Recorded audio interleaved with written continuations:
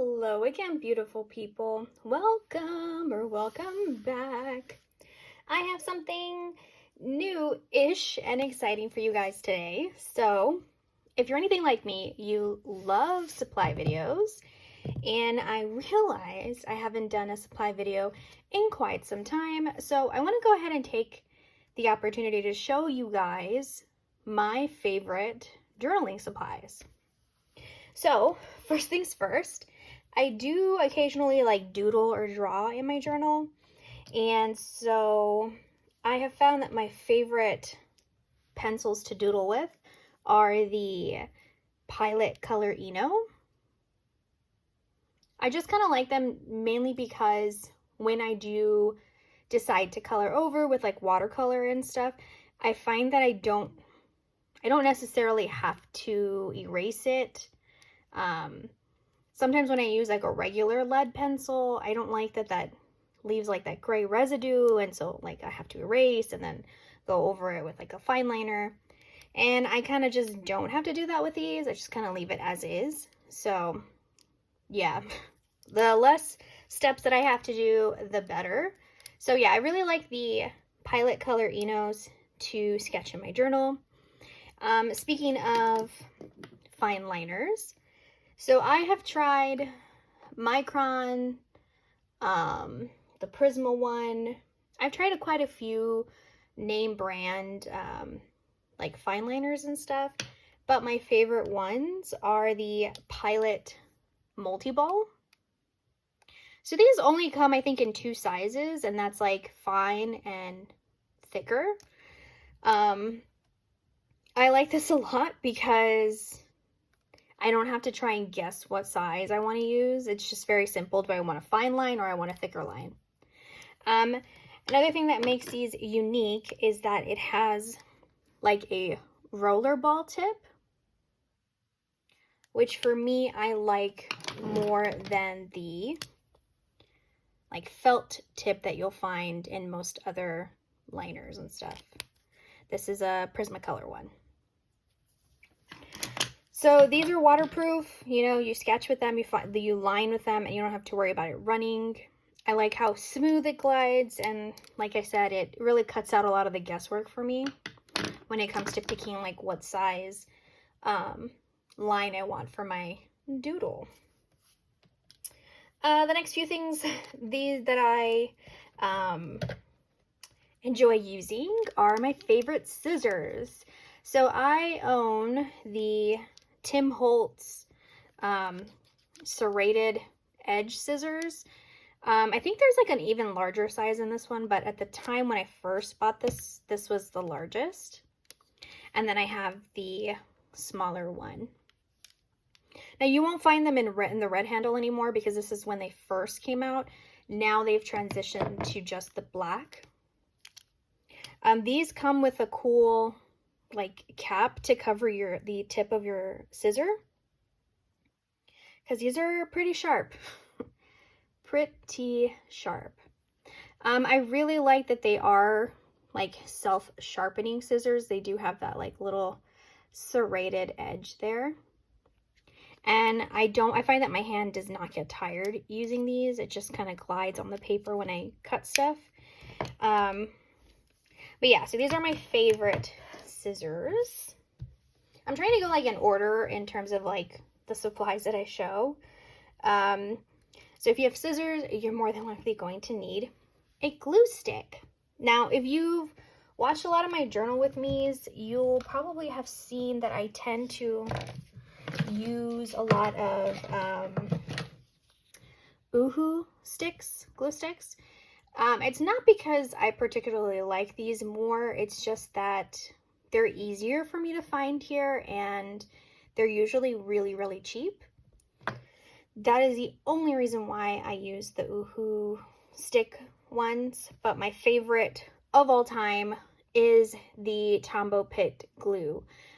This is the glue stick one, so it's like a smaller, more compact one, but I do prefer the one that comes in a tube like this.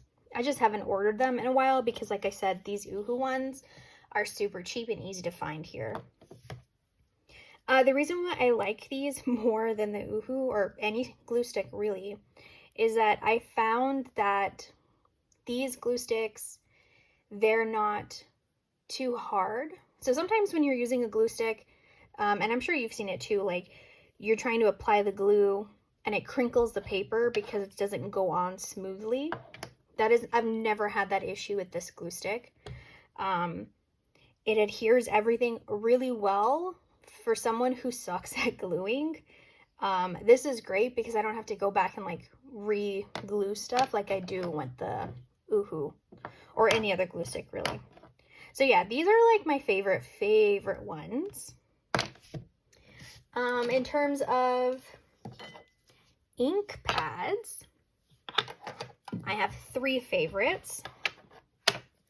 So I really like the Versamagic chalk ink pads because these don't show as dark on the other side of thinner Tomoe River paper. I tried doing I tried the Hobonichi Weeks at the start of the year, and this was the only ink pad that I had that worked, that didn't have a lot of ghosting on the back. This is also what I use for my planner. I made this switch over to a pocket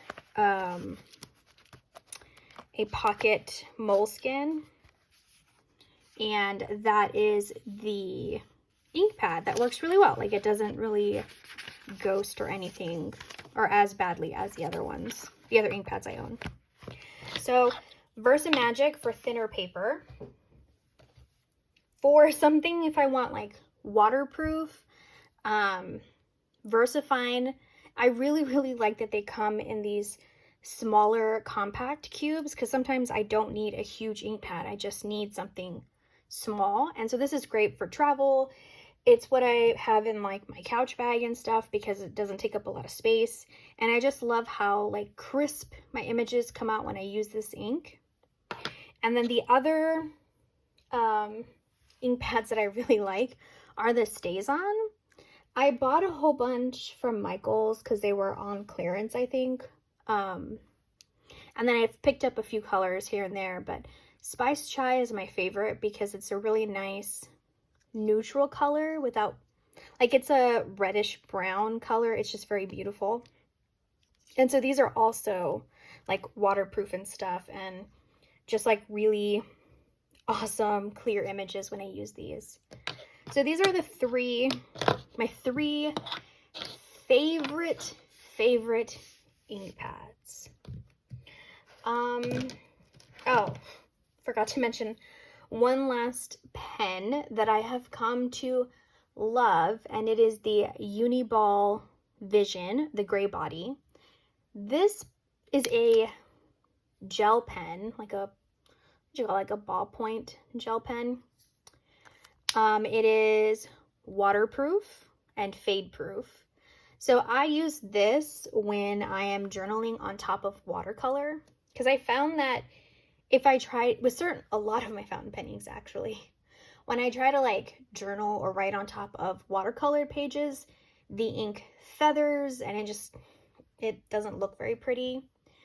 So I use this and I can write on top of watercolor without it smudging or feathering or smearing. It is just so smooth. Sometimes I will use this to fine line too if I want. But I love these. I use these a lot actually in my Hobonichi from last year. Let me see if I can pull that out real quick.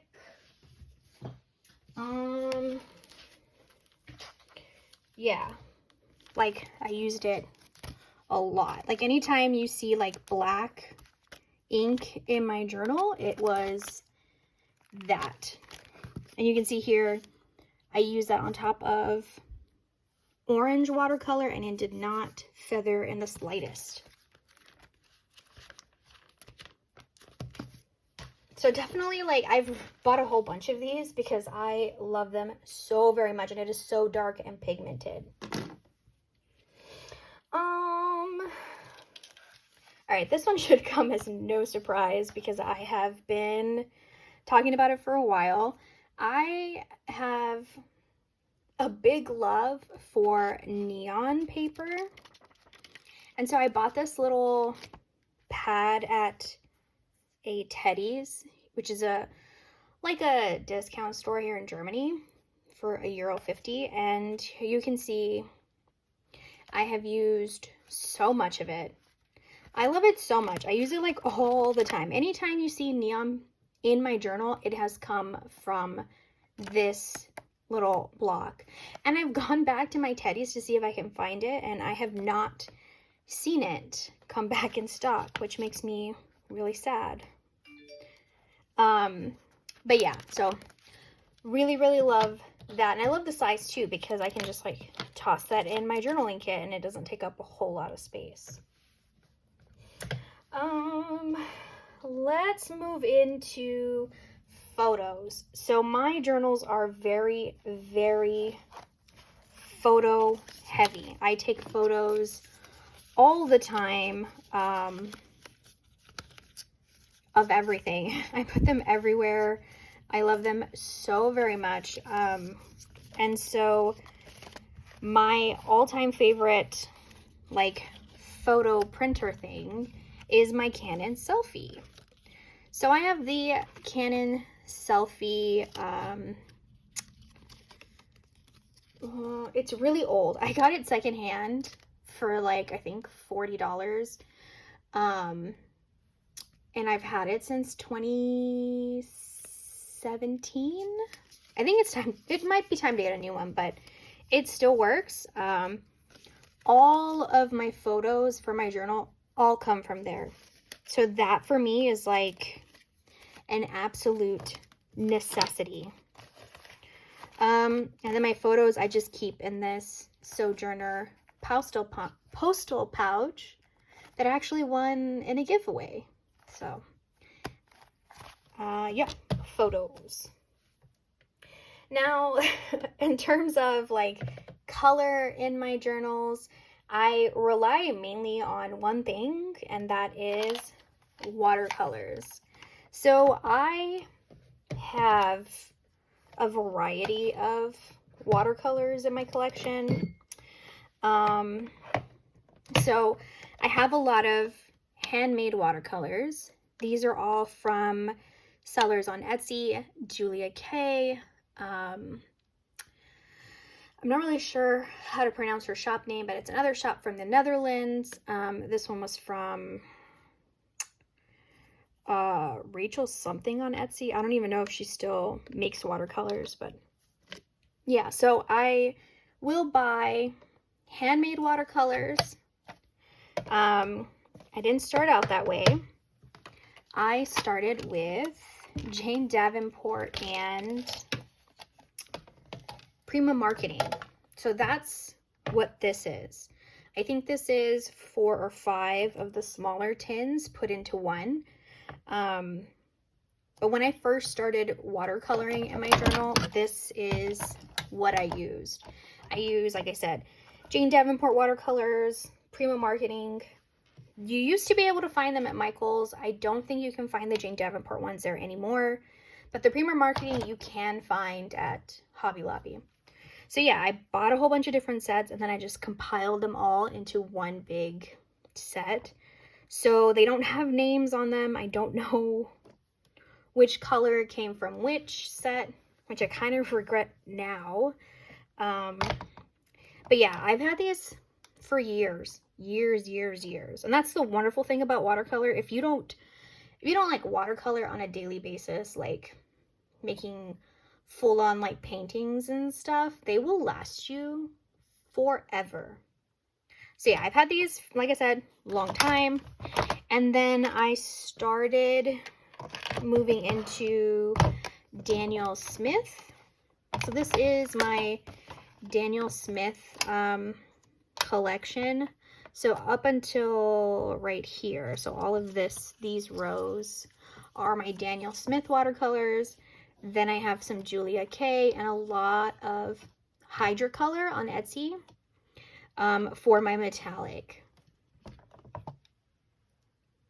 And like I said, some of these I've had for a really long time, and other ones I just got in that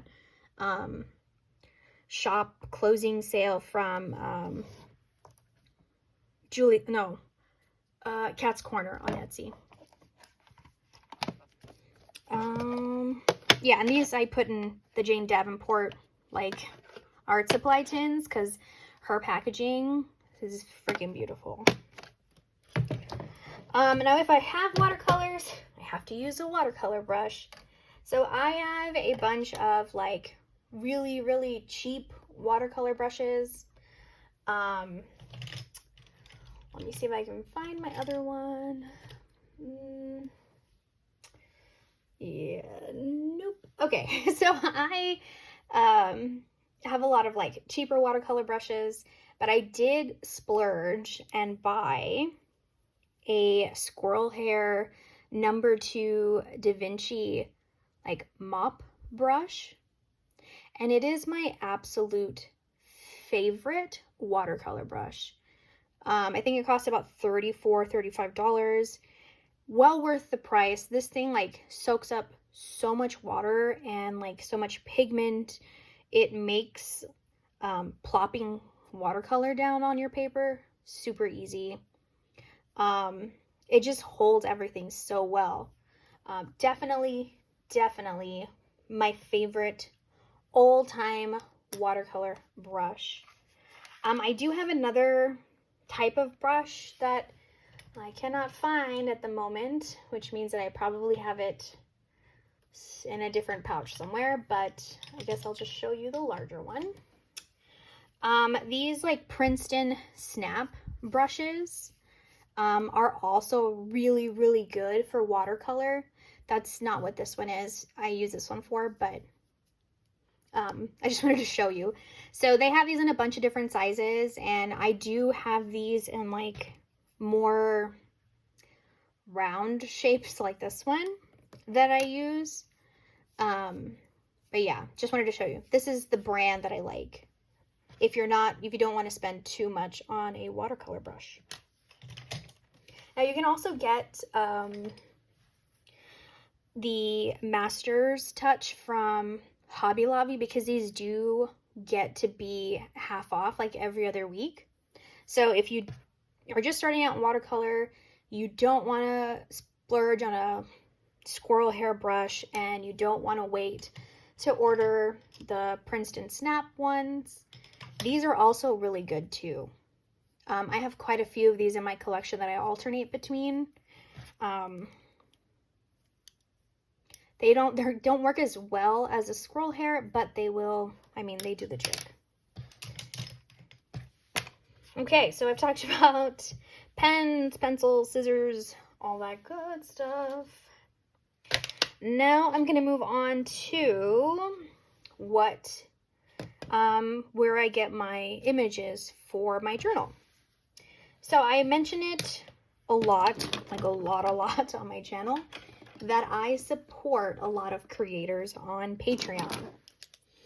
I like to do this for one of two reasons, or for two reasons. One, because it takes a lot of work to be a content creator, and it takes even more work and a lot of courage, I think, to put your artwork out there for people. And so if I see someone that I've been following on YouTube who decides to go the Patreon route, like, I will support them for as long as I can, you know, when it's financially feasible for me and stuff, to just support them, because it is it takes a lot of time, a lot of effort, and it is like I said, it takes a lot of courage to do that. So I do that as a way to be like, keep going, you know, your artwork's awesome. So I do that for that reason. And then also a lot of the creators that I follow come out with printables for their patrons. So currently I am a patron of 3 people. No, 4 people actually.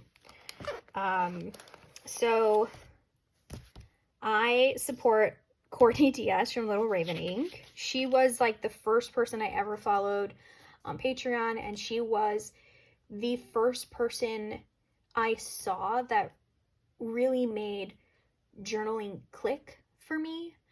You know, I tried the whole like pen and paper thing, and I couldn't get the words out. And when I saw how she incorporated art and color and just like the tidbits of your life that you would think would be trash, like receipts or, you know, like the little things from tea bags, like stuff like that, it all of a sudden became a way to record important moments and like memories in my life. And it just like all kind of clicked for me. And so yeah, I've been a patron of hers since 2016, and she is someone that I will forever follow for as long as she's on Patreon, because she, like I said, has inspired me on so many levels. And she makes like the greatest stuff. Like she does like all of these like just quirky and weird and whimsical like drawings, and it's just great because it really, I don't know, it just like, it makes me feel more comfortable like making weird art or like stuff that I think is just strange. So yeah, she makes just beautiful stuff. So Courtney. I also recently started following Suzi from Suzi's Tiny Desk. I think her name on YouTube is Suzi's Tiny Desk. I'll try to link her. But like I said, I still don't have a computer yet, so I've been working mainly on an iPad, and I hate it. So if I don't link her now, I will link her at some point once I actually get my computer. But she is another person that I follow because I love her artwork. It is strange and quirky, but like just in a different way. I don't quite know how to explain it, but oh, that's Pam. That one. Yeah, this just, I really love, because I don't know, I just like it a lot, her stuff. So I recently started following her. She doesn't post as many videos as like Courtney Diaz. Courtney does a lot of like tutorials sometimes and like inspirational videos, and that helps me grow as a journaler. And Suzi does a lot of just like journal with me videos. The other person that I follow right now is Pam from Pocket Journal Pam. She is so sweet. I have, like I said, I've been following Pam for like a really, really long time on YouTube. And I know she tried Patreon like years back and then stopped. These are Suzi. And I was super bummed because I was like, no, I didn't know about it till after she stopped. So when she got back on Patreon, I was like, I'm not going to miss this chance. And so I follow Pam as well. These are more of Suzi's. This one's Pam. Suzi. Pam. I love these little butterfly ones. These are Pam. And then I just love, I'm just going to throw this out there. I love the way Pam creates like little caricatures and stuff because it's so simple, but at the same time, there's so much personality behind everything that she makes. And I think that's a gift, The other person that I followed for a while was February and June. I followed her for a few months, but I had to stop for a little bit because I found Suzi, and then, you know, I like to alternate between the creators and stuff that I support. The only one that will forever stay, I will say, subscribe to is Courtney, but like, yeah, every couple months I switch it up with who I support. But February and June makes beautiful like artwork as well, like these super cool tip-ins and stuff. And then I also started following Jennie Mae June. She does a lot of like alien stuff, like really vibrant colors. Like all of her stuff makes me feel like spring and summer because it's just so bright and beautiful. But yeah, so printables, that's what I was getting at, is where I get a majority of my images. If I am not getting them from printables, I am using Flow magazine. Just let me grab one real quick. Sorry, I can't cut this out because I can't edit my videos. So we're gonna pretend this was a perfect smooth edit. Flow magazine. These you used to be able to get in the States. I don't think they make them anymore. But because I live in Germany, I do have access to these. And yeah, I mean, they're all in German. I don't understand 99.9% of what the magazine is saying, but they do have like super cute images. And if I don't use the image, I get inspiration because they do feature like artists and stuff. And they do include every month like little posters.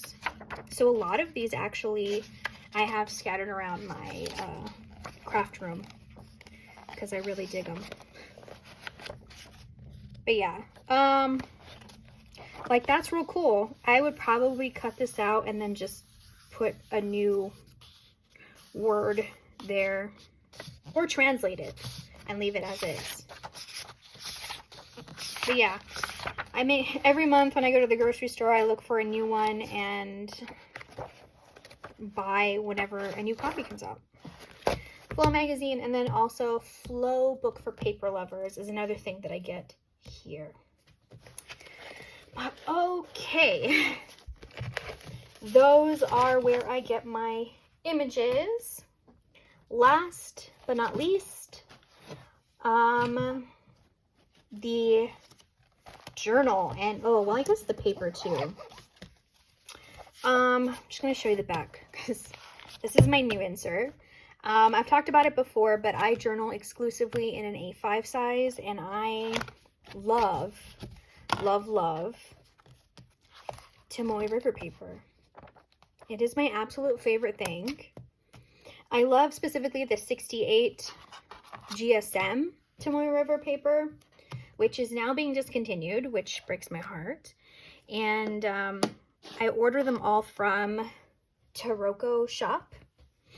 I bought a whole bunch when I heard that the Tomoe River paper was being discontinued, but what I received was not the old Tomoe River paper. I received like that random like transition new paper that they had for a while. I don't know if they still have it, but it's not the same. I don't like it as much, which is unfortunate. Let me see if I can pull this out. So this one here was my first like creative journal, and this was in the 68 GSM one. And it is so much smoother and just, I don't know, smoother than this supposed 68 GSM one. I don't know. Anyway, so I have like 4 of these books that I'm trying to get through. But yeah, Tomoe River paper, 68 GSM. It's a thicker, heavier weight paper than what is normally found in the Hobonichi Cousin. I like it because it's a sturdier paper, so like for my tip-ins and stuff, I don't have to worry about the paper like folding over and like all the creases and stuff that usually show in the old Tomoe River paper. So yeah, 68 GSM, super, super awesome. Favorite Tomoe River paper is my favorite paper to journal on. Oh, and I should say I only journal on blank, doc grid, or grid. I hate lined journals with a passion. yeah, I don't like line journals because I like to write as small or as big as I want without having to worry about lines everywhere. Okay, so moving on with your insert covers. I use exclusively leather covers for my journals. I have had a leather cover since 2017. Back in 2017, folios were not a thing yet, so I had to use a string traveler's notebook in the A5 size.